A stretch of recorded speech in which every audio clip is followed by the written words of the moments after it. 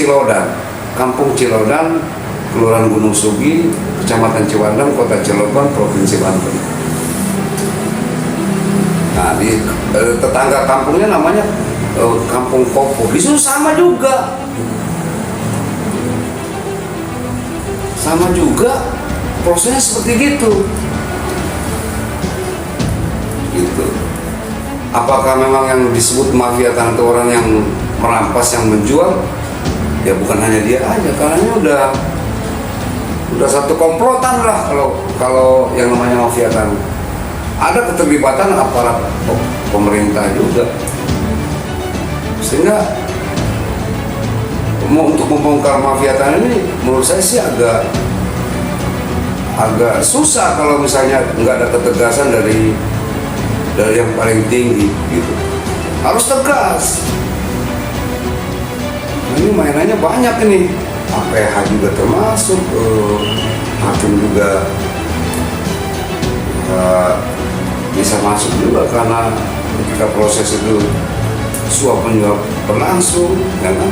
Fakta sekarang banyak gitu loh.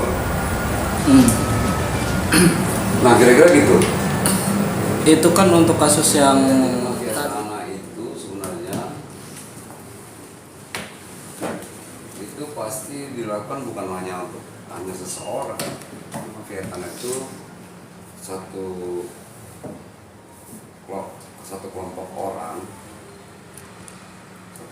orang yang memang mereka selalu bekerja sama,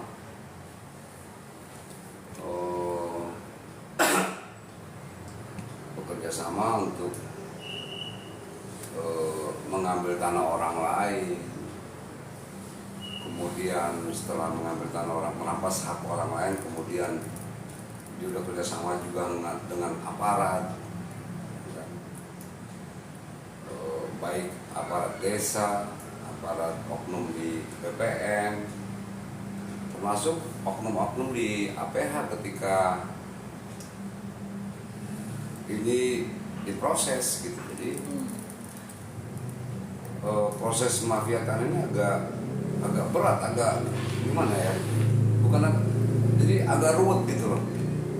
yeah. Contoh misalnya gini, contoh yang sedang saya tangani,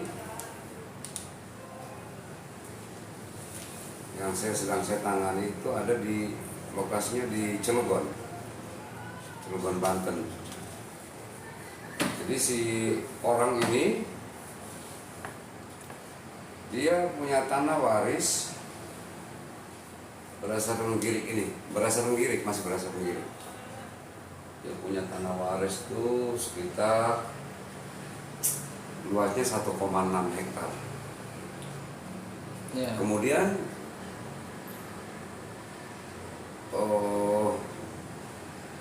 tanpa sepengetahuan dia, tanah dia banyak dijual sama orang yang nggak dikenal gitu ya, tapi dibeli gitu loh sama perusahaan itu gitu loh, untuk kepentingan perusahaan. Akhirnya jadilah sertifikat perusahaan, tetap jadi sertifikat. Nah, contohnya ini ya, yang tadi saya bilang, dia punya Girik nih. Yeah. Dia punya Girik ini atas nama si Saija binti Sakim. Dia punya Girik mulai dari awal sampai akhir ada nih. Jadi Giriknya ini sejak tahun berapa? Tahun 52. Tanahnya masih tetap belum. Kemudian bukan tahun 52. Yang kedua tahun 52. Ini bahkan sebelum Indonesia merdeka nih kayaknya. Nah terakhir di tahun 96 buah Girik yang luasnya sama gitu. Belum ada perubahan sebenarnya. Nah karena dia mengatakan bahwa kok tanah saya dijual pada jual bisa diterima sama perusahaan gitu. Perusahaan pihak ketiga atau gimana? Ya perusahaan ini dia merupakan perusahaan yang apa sih namanya, disuruh, istilahnya apa, dikasih kontrak lah. Ini lo bebasin tanah di sini ya, gitu. Nanti per meter nanti gue beli sekian gitu kan. Nah itu sama orang-orang yang bukan pemiliknya justru pada jual ke perusahaan itu gitu, dan itu diterima. Akhirnya saya sebagai lawyernya itu dikasih itu, saya nggak tahu nih sebenarnya yang ada di atas tanah ini siapa aja gitu ya. Iya. Akhirnya saya mencoba untuk memastikan girik ini gimana sih sebenarnya. Akhirnya terhadap girik ini, nah, Ya. gue minta pengukuran untuk mengetahui luas dari BPN nih. Keluarlah SKT, suatu keterangan tanah terhadap girik ini. Ya. Luasnya 1,6 hektar, minta diukur oleh BPN. Keluarlah SKT ini, baru saya tahu di situ, oh di sini ada sertifikat atas nama siapa aja yang ada di situ gitu ya. Ternyata udah banyak yang atas nama perusahaan. Jadi dari 1,6 itu dengan 3 SKT ini itu dari luas 1,6 menjadi 1,9 hektar. Kan ada gambarnya nih. Tanda tangannya ada gambarnya nih. Ya. Ada berita acaranya lengkap. Tapi masalahnya di atas tanah itu udah atas nama orang lain, udah ada punya sertifikat orang lain gitu. Nah setelah saya rekap semua siapa aja yang ada di atas tanah itu, ketemulah saya nih berdasarkan SKT nih. Nah, jadi ternyata di atas tanah itu yang studi kasus yang di Cilegon itu atas nama PT Chandra Asri, PT Pancapuri, Indo Perkasa. Nah, PT Pancapuri ini yang diminta oleh Chandra Asri untuk ngebebasin tanah. Nah, si Pancapuri ini dia belinya dari siapa? Dari warga. Warganya itu ternyata yang bukan punya tanah itu, gitu loh. Masa di sini sini ya. Ini ada yang luasnya cuman hak milik warga itu,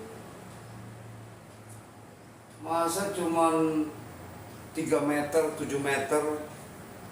Kan aneh kan ya? Iya.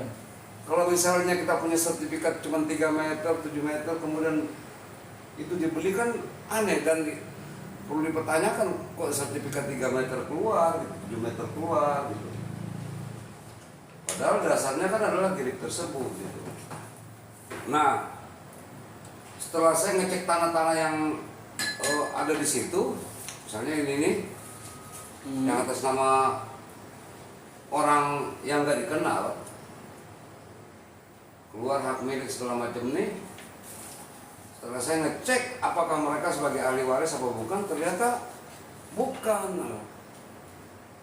Jadi kalau coba saya susun kronologis atau silsilah keluarga ahli waris Saijah ini yang tadi yang punya girik ini, yang punya girik ini kan namanya Saijah nih. Iya. Kan logikanya kalau misalnya waris kan berarti kan turun ke bawah ya. Si Saijah misalnya punya anak, kan si Saijah ini pasti perempuan. Punya anak dari suami keberapa misalnya. Nah ini contoh yang ini adalah si Saijah punya suami itu ada 2. Yang satu mungkin meninggal, yang pertama ini tapi meninggalkan anak gitu. Ada berapa anak nih, kemudian nikah lagi, punya anak juga. Ini kan harusnya mereka yang punya hak, ya kan? Iya. Mestinya begitu gitu. Yang bisa menjual adalah mereka, tapi ternyata kenapa yang menjual kepada perusahaan-perusahaan itu bukan mereka gitu loh. Kan gitu. Nah, terhadap tanah ini, terhadap Girik ini, saya udah pernah ngecek di kelurahan. Dia kebetulan lokasinya di daerah Gunung Sugi, kelurahan Gunung Sugi, Ciwandan. Jadi dia di letter C-nya itu setelah saya lihat itu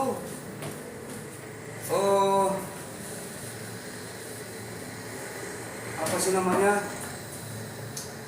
Jadi si Saija ini ditulis di buku letter C di kelurahan itu waris kepada orang lain gitu. Yang anehnya kenapa bisa waris kepada orang lain?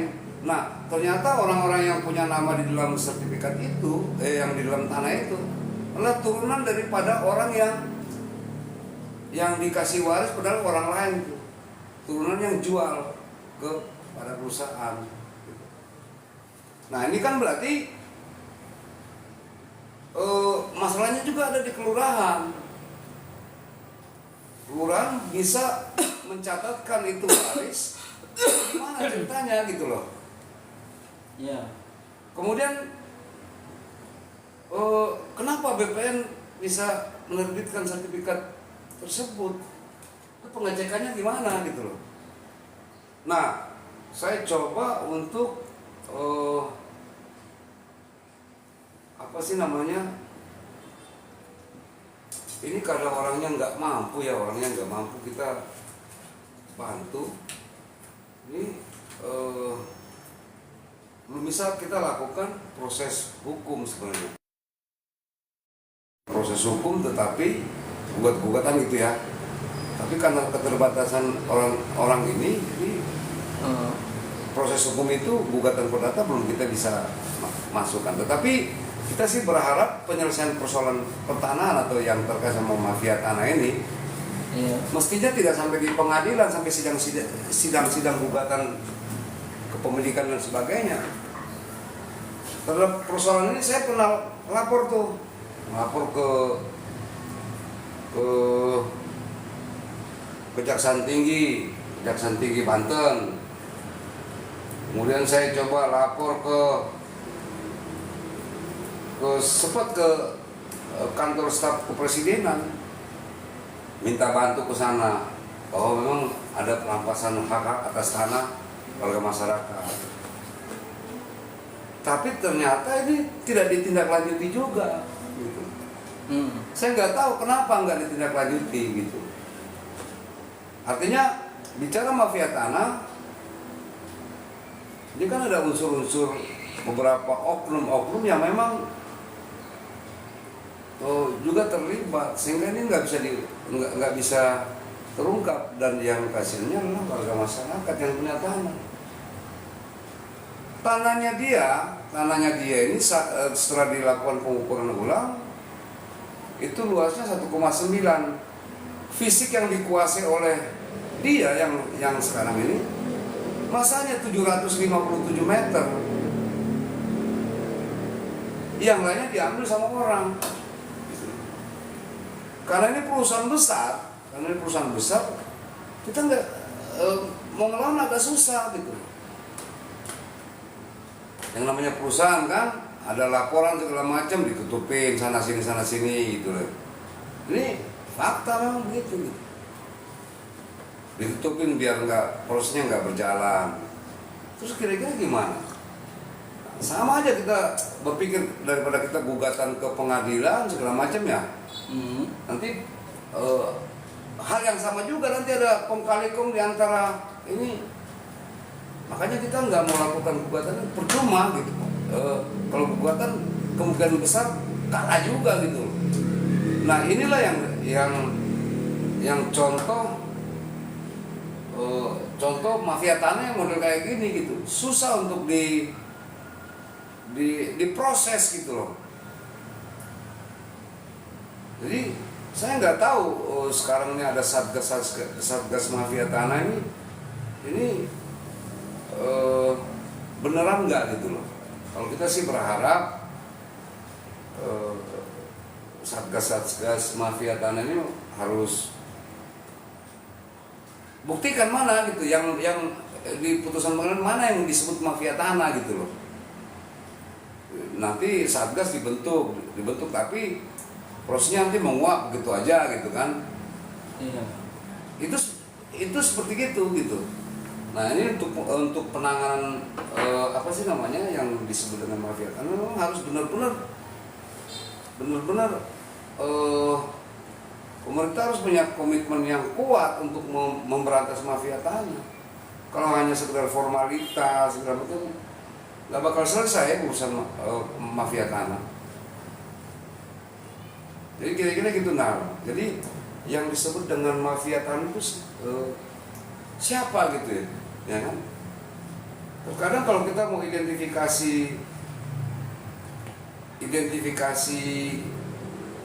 apakah itu personal atau badan hukum, ini agak sama. Tapi faktanya jelas, seperti yang tadi saya sampaikan tadi. Ini tanah, faktanya sekarang udah dibeli sama perusahaan, ya kan? Hasil perampasan, pokoknya asal beli aja, ya kan? Begitu dilapor semuanya pasti nggak diproses. Nah, terus kita mau ngapain? Kita laporan ke kantor staf presiden aja pada saat itu menguap, nggak ada informasinya, penyelesaiannya gimana gitu. Laporan pengaduan ke apa sih namanya waktu itu kejaksaan tinggi Banten, sama juga nggak jelas hasilnya tuh gimana gitu loh. Fakta itu. Sempat kita dipanggil diklarifikasi mengenai ini gimana ceritanya. Nah setelah itu cuma dipanggil doang, setelah itu liau prosesnya. Nah kira-kira gitu. Nah ini sebenarnya terjadi di banyak daerah, bukan hanya di Cilegon aja. Di Cilegon aja itu ini baru luas sekian nih. Di kampung-kampung sebelah itu modelnya mirip-mirip kayak begitu. Nah,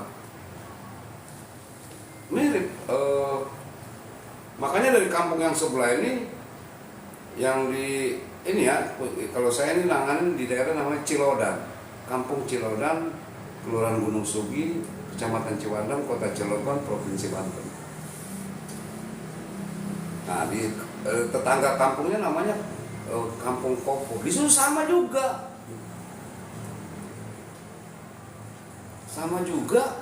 prosesnya seperti gitu. Apakah memang yang disebut mafia tanah itu orang yang merampas, yang menjual? Ya bukan hanya dia aja, karena ini udah satu komplotan lah kalau yang namanya mafia tanah. Ada keterlibatan aparat pemerintah juga, sehingga untuk membongkar mafia tanah ini menurut saya sih agak susah kalau misalnya nggak ada ketegasan dari yang paling tinggi gitu. Harus tegas. Ini mainannya banyak ini. APH juga termasuk, hakim juga ya, bisa masuk juga karena ketika proses itu suap menyuap berlangsung, ya kan? Fakta sekarang banyak gitu loh. Nah kira-kira gitu. Itu kan untuk kasus yang tadi abang sebutin itu berarti dari tahun saya nerima kuasa 54. itu dari tahun 2019 sampai sekarang masih ngambang. 2019 terima kuasa, saya identifikasi proses berjalan. Yang tahun 54 itu apa ya? Oh itu giring, kalau itu giring. Oh gitu. Kalau itu giring, jadi orang punya giring ini, memang giring ini bukan bukti kepemilikan, tapi pada saat itu adalah orang dasarnya adalah giring. Jadi giring ini yang aslinya ada dipegang sama dia, belum pernah di rumah. Artinya kalau misalnya udah dijual, harusnya kan giring ini diserahkan ke sana yang aslinya. Betul. Ya kan? Sekarang ketika giring itu dia masih ada di pemilik, artinya belum ada akte jual beli AJB. Kok bisa terjadi di situ muncul sertifikat? Kan gitu. Kan kalau kita beli tanah itu kan tanahnya nggak bisa kita angkat, Oh iya. tapi kita jual beli nih, kan suratnya kalau gua udah beli kan sini kan mana gitu. Iya. Nah sekarang pertanyaan kita, girik aslinya masih ada di ahli waris. Kemudian faktanya di atas tanah itu udah terbit sertifikat. Gimana coba? Ya itu udah jelas ada kelainan atau ada penyelewengan di situ, Bang. Ya, iya, jadi ya gitu.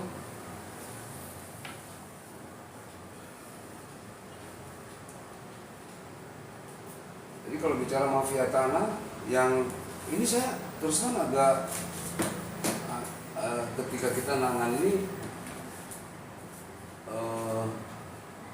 kita lakukan gugatan juga sama juga gitu. Yang namanya kadang-kadang aparatnya udah disokok sana sokok sini mah. Gugatan masuk tapi nanti kalah lagi, gitu kan ya? Iya. Karena dia udah punya sertifikat, nanti kalau misalnya di pengadilan gugatan ya girik sama sertifikat kan lebih kuat lebih kuat sertifikat. Dan peraturan baru-baru ini ya sudah geser semua ke wajib ke sertifikat ya. Kalau sekarang dia sertifikatnya sertifikat elektronik. Mulai sekarang ya. Itu wajib ya, semua girik harus. Nah nanti sebentar lagi tuh girik ini udah mulai nggak digunakan, makanya orang yang punya girik-girik itu sekarang harusnya dia sekarang ngurus sertifikatnya. Kalau nggak salah dalam jangka waktu 2 tahun ini ya itu girik udah nggak diberlakukan lagi. Nah sekarang seperti itu kira-kira gimana? Ya. Kita punya girik. Ya sulit di ini sulit diungkapin juga ya, Bang. Ya karena kan Iya. secara prosedur udah salah itu dia, ya kan. Yang jelas ini bermulanya dari kelurahan sebenarnya kalau menurut saya sih. Jadi bermula ini tuh dari oknum kelurahan kalau menurut saya gitu. Karena ketika girik ini kan ini baru bukti pertama. Nanti biasanya kalau di kelurahan itu, kalau di kelurahan itu ini harus dilengkapi sama beberapa dokumen. Nanti dilengkapi itu namanya warkah. Di situ ada surat keterangan tidak sengketa, riwayat tanah, pengurusan sporadik segala macam. Nah, itu yang dijadikan dasar untuk pembuatan sertifikat gitu. Saya nggak ngerti kenapa sertifikat itu muncul tapi dokumen aslinya nggak ada gitu. Akhirnya timbul sertifikat gitu. Nah ini kan banyak terjadi di daerah-daerah lain juga yang modelnya kayak begini gitu. Inilah permainan dari mafia tanah. Jadi mafia tanah itu bukan sendiri orang tuh punya duit ngeborong tanah, bukan hanya itu aja. Tapi ada keterlibatan oknum-oknum. Kira-kira gitu Nal. Apa lagi Nal? Tuh, ini gua Iya. boleh ya? Boleh, Bang. Gua sambil ngerokok aja lah. Iya, nggak apa-apa. Ya teman-teman ada yang mau tanya atau mau diskusi boleh. Ini kita kupas terkait mafia tanah ini. Mudah-mudahan ya kita bisa sharing ke teman-teman apa yang kita tahu kita sharingkan. Ya silakan.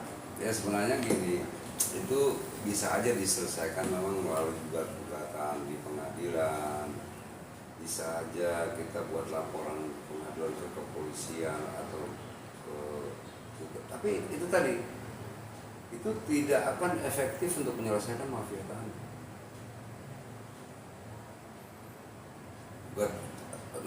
Misalnya nanti ada yang nanya, kenapa nggak digugat aja gitu? Iya digugat ya, cuman insya Allah kalah. Kalau murni penegakan hukumnya sih nggak ada masalah, tapi kan kadang ini kan nggak murni, nyogok sana nyogok sini, harus disogok dulu baru bisa ini. Nah saya agak curiga itu begini, ya kita hanya menduga-duga ya. Ketika laporan-laporan ini kita sampaikan misalnya ke instansi penegak hukum, ini juga dipakai oleh oknum tersebut. Maksudnya gimana?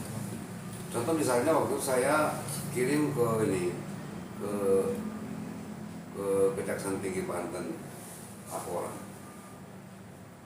Ya pertanyaan saya, kok menguap begitu aja, nggak ada informasi lagi? Kita hanya dipanggil sebentar, kemudian setelah itu hilang gitu. Kenapa ini gitu loh? Ya saya nggak bisa ini ya, nggak bisa menuduh yang enggak, tapi justru kita pertanyakan kenapa nggak dijalanin itu laporan-laporan pengaduan masyarakat tuh?